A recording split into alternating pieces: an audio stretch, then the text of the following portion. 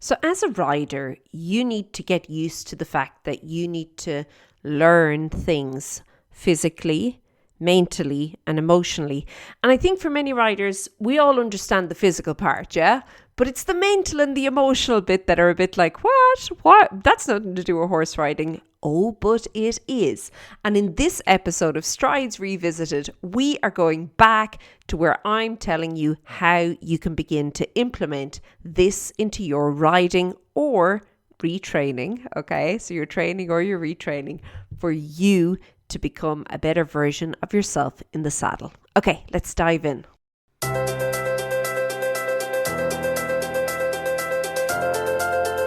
Have you ever learned to do something as a rider and the first few times you try, maybe your trainer's with you or your instructor, the first few times you try, you get it and it's like, hey, look, I can do this. And yet, when you try again, maybe a day or two later, it's gone, it vanishes. What's up with that?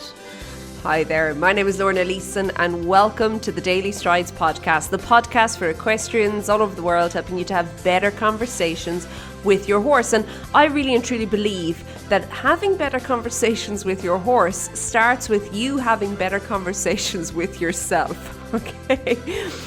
I think as riders, we often underestimate the conversational kind of element that's going on in our own heads as we ride. And we often don't, or can we say we fail to upgrade that conversation even though we've upgraded our skills. So it may be that physically now we're able to do something new, but emotionally it's not there. And I think mentally and emotionally are different. In fact, I think that riders need to improve consistently, both physically, mentally and emotionally. I also think horses do. There's like a three-pronged approach you have to take when you're developing or training horses and riders. But I think that very often for riders, it's the emotional aspect that we can often, if you want, forget about. I think mentally we know what it is we're supposed to do. Okay, we know the thing and we can even in theory really and truly learn how to do the thing. But if we don't mentally believe we can do the thing, it doesn't matter. It doesn't matter what we're doing. Because most of our actions are going to be based on that. We're going to take action from this place where there's this, I don't know if I can do it or not. Now, there are a few ways that you can actually get around this. So the first thing is, I personally believe that confidence can be borrowed. Okay, and I know that sounds a bit strange, but bear with me here. So if you've ever been in the arena with an instructor or a trainer and they are asking you to do something and you are feeling a little bit wobbly about your abilities to do this something, okay, you're thinking, well, maybe you've got the wrong person here. I don't think I can do that. But your trainer or your instructor has absolute faith in your abilities to do the thing.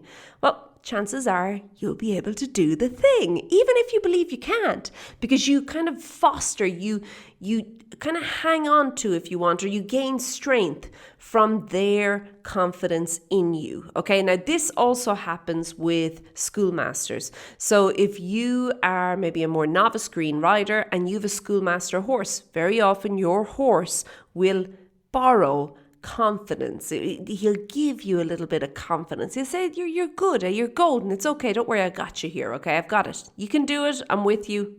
We can do anything together. And that's this lovely feeling. And similarly, when we flip that and you put maybe a more novice green horse with a more experienced rider, same thing happens, okay? So you can borrow confidence. So if you've been in this situation, that would be my first kind of step for you. Look to where or who you could borrow a little bit of confidence from, okay? Now, from there, I think that the mental element, you need to get clearer on it, okay? What am I doing? Why am I doing that thing, okay? And how am I going to effectively communicate this to my horse, okay? So a lot of the times, riders know what they want. I want to ride a half halt. Why am I riding the half halt? Well, we're getting a little wobbly around the corners and I need a little bit more balance here. So I am going to ride a half halt. That is marvelous, but that is not enough. The next question is, how do I effectively communicate this to my horse so as my horse can actually perform the half halt? So many riders get confused with the fact that they are not doing the thing. They are merely asking their horse to do the thing. And your job is to get out of the way and let the horse do the thing that you've asked the horse to do, okay? And that can be challenging. That can be hard, particularly when we don't feel very confident. There is a quote from a book I read recently, and I just felt that the quote, and I'm probably going to absolutely hash this, but it was something along the lines of, we try to control the things we don't trust. Okay? And it's from Glennon Doyle's book, Untamed, but neither here nor there whether you read the book or not, but I felt that when you apply that to horse riding, it is so true. It's like we try and control the things we don't trust. And when we could just let go of that element of control, like you do not need to control your horse. First of all, you can never control your horse. Let's be honest here, hey? It's got a mind of its own. It's always going to think its own thoughts. But so you cannot control your horse, but you can control how you approach the situation.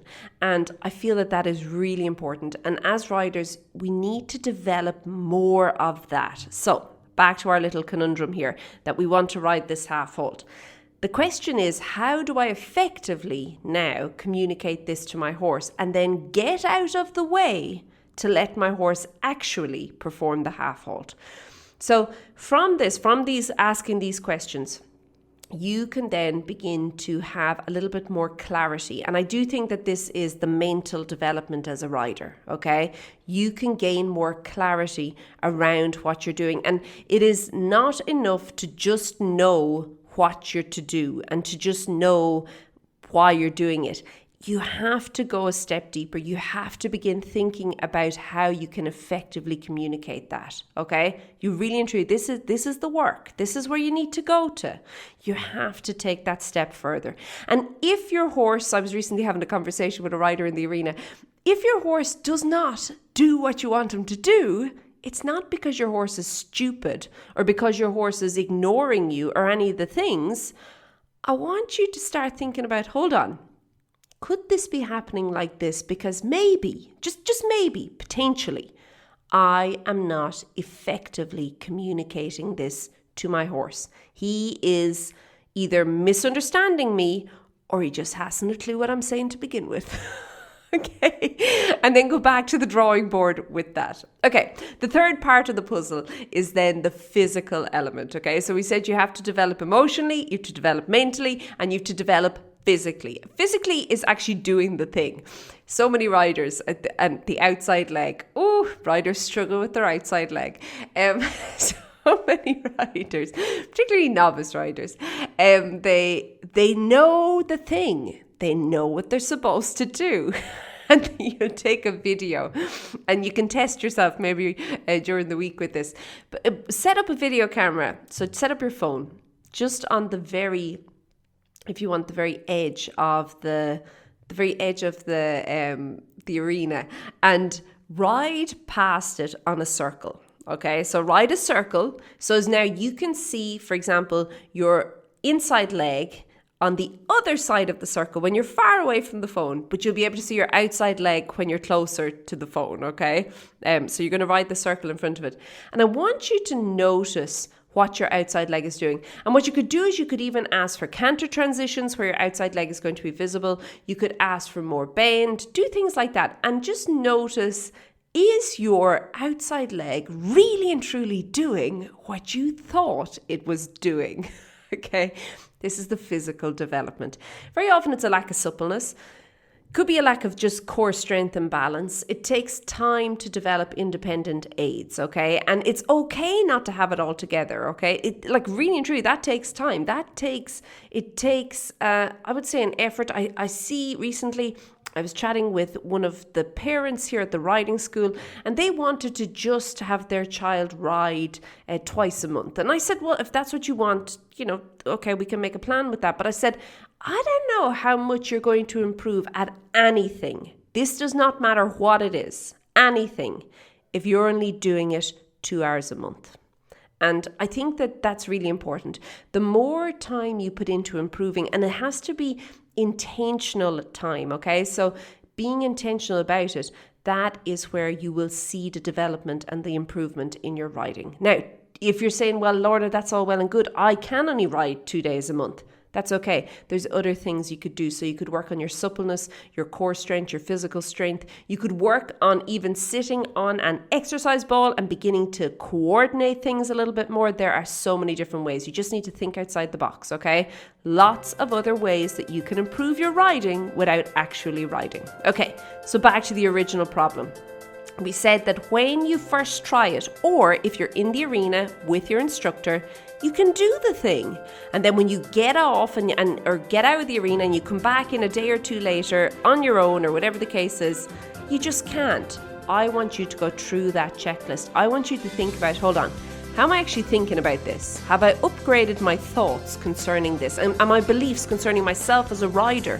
Have I taken that to the next level? Then I want you to think about mentally, do I know actually what I'm supposed to be doing?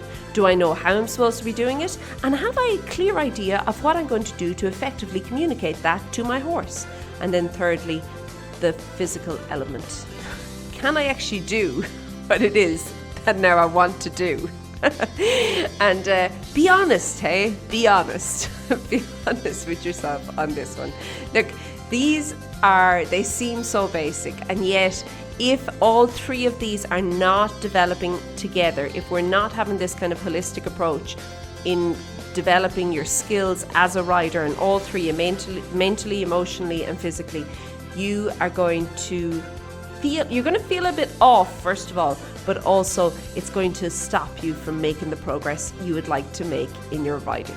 Okay, I'm going to leave it at that. I would love for you to come over and join me inside of the group. I'll be going live in there a few times this week. You can pop over to stridesforsuccess.com/group and I'll meet you in there. Okay, have a great one. Keep well, and I'll chat to you soon. Be good. Bye.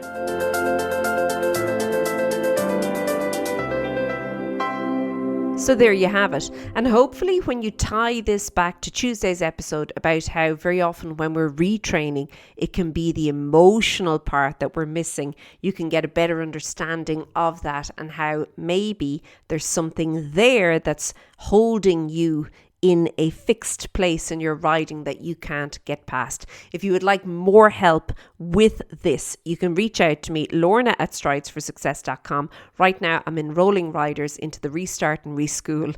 It is for you and your horse, hey? It'll be us working together privately for the quarter, so for 12 weeks during Q3. And of course, you can also, if you're listening to this later, you can also just reach out because, we'll be doing it every quarter.